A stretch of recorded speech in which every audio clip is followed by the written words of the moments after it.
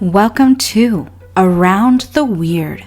Here's your host, the museum curator of the strange and unusual, Mr. Nothing. Thank you, Mysterious Voice, and welcome back to Around the Weird, a booktube channel where I talk about all the unusual and out of the ordinary literature that I found in my travels. Today, it is Poetry Thursday, so I want to talk about some interesting poetry.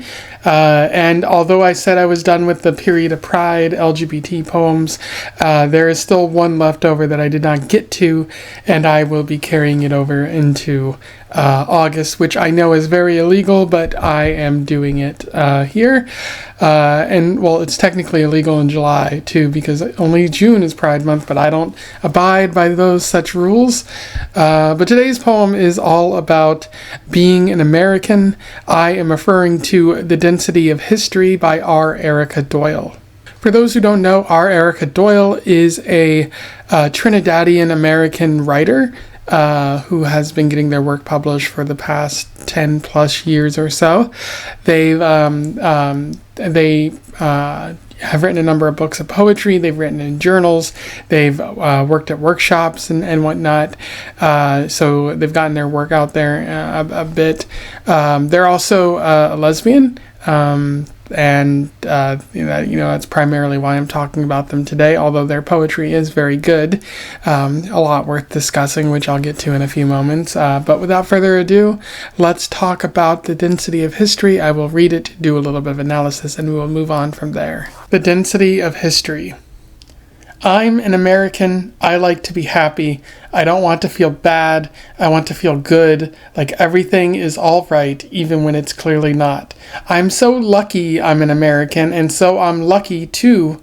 I'm so lucky that anytime I want to, I can find something to make me happy. Something cheap, something pretty easy. I can surround myself with people convinced that everything is great. Unfortunately, I was raised by non-Americans, people who were constantly challenging my attempts to construct this happy. That's what's wrong with you kids, my father would say. You're too happy. Happy meaning not that we were not suffering, for he made us suffer, but that we were American, so succulently part of that happy American culture where we watched Andy Griffith till we felt nothing but candy canes. In terms of analysis, that was The Density of History.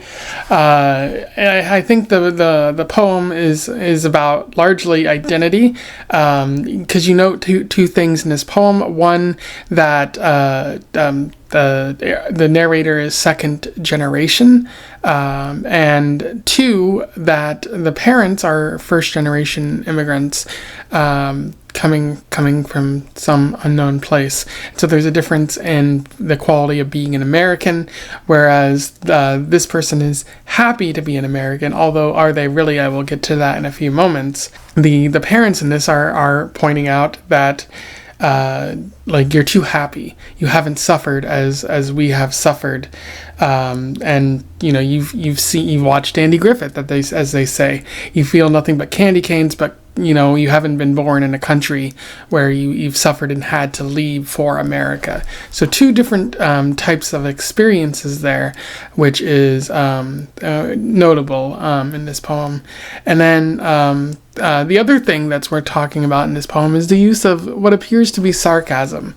The narrator says, I'm American, I like to be happy, I don't want to feel bad. I want to feel good, like everything is all right. I'm so lucky to be an American, and so lucky is all caps there, and so I'm lucky too. I'm so lucky that I can, anytime I want, I can find something to make me happy, something cheap, something pretty easy, and so there's a lot of things that stand out with all of that. Capitalizing something is usually an indicator of sarcasm, and saying I like to be happy, I don't want to feel bad. Feels like you're kind of making fun of Americans there. And then, when you say I can find something to make me happy, something cheap, something pretty easy, calling something cheap is not typically something that you ascribe to something you want to be or something you want to have. Like, this is cheap, this is a knockoff, this is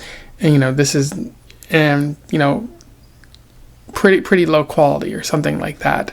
So I do think the narrator is being sarcastic about their pride in being an American, or making fun of the quality of being an American because of all you're doing is watching Andy Griffith. You don't know suffering. You're not even aware of what other people might be suffering, including your own parents who might have gone through a different experience in another country. And you don't need to have suffered as they have. You just need to be aware of the suffering, be more worldly. And the American education system isn't really good at teaching people how to be worldly. Anyway, those are my thoughts on The Density of History by R. Erica Doyle. Pretty solid poem. I do like how the sarcasm or the irony kind of stands out, and you're not meant to take the poem as it is on face value. I think I've talked about a couple of those poems before, but this one is maybe one of the more notable. So I highly recommend that you seek it out. I will put a link to it in the description. Let me know your thoughts in the comments below. I would love to hear from you. Let me know what you thought of my review in the comments as well. Otherwise, don't forget to like, share, and subscribe so that more people can find out about this poet or this poem, or even Poetry Thursday if they want to participate themselves. And until then, I wish you the best of luck in your weird and American-based travels. Farewell.